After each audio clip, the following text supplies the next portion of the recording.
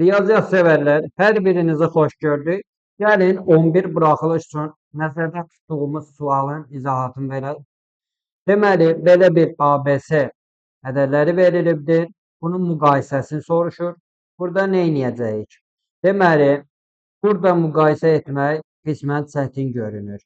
Amma biz bunların hər birini qoşmasına vursaq, A bərabərdir kök altı 15 minus kök altı 14 qoşmasına vurub bölsək, kök altı 15 plus kök altı 14-ə sürət və məxrəci vuraq.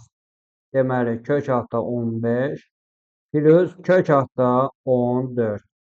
Və burada alınır ki, sürətdə 1 alınır, məxrəcdə isə kök altı 15 plus kök altı 14 alınacaq. B-də də həmçinin eyni qaydanı tətbiq eləsək, kök altı 14 minus kök altı 13. Bunu da qoşmasına vursaq, kök altı 14 plus kök altı 13 bölünsün kök altı 14 plus kök altı 13. Bu da bərabər olacaq 1 bölünmüş kök altı 14 plus kök altı 13-ə.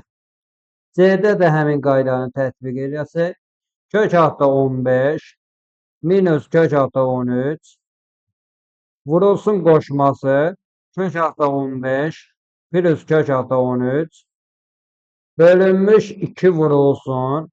Deməli, kök altı 15 plus kök altı 13. Deməli, burada sürətdə 15-dən 13 çıxsa 2 eləyəcək. Məxrəcdə 2 vurulmuş kök altı 15 plus kök altı 13.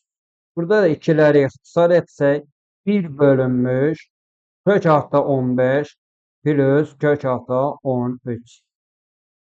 Deməli, bunu sadə şəkildə indi müqayisə edə bilərik.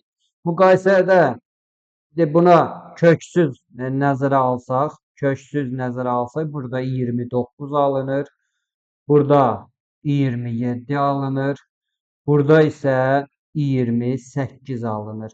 Bilirik ki, kəsirlərdə məxrəci kiçik olan daha böyükdür. Onda burada B böyük olacaq. C-dən bu da böyükdür, A-dan olacaq. B böyükdür C, böyükdür A. Yəni burada doğru cavabımız B variantı olacaqdır. Gəlin növbəti sualı siz üçün baxaqdır. Deməli, burada belə bir sual qeyd eləmişəm. Bu sualı da yazmaq sizə tapşırılıbdır. Cavabın rəylərdə gözləyəcəm və cavabın doğru olub olmayacağını qeyd edəcəm.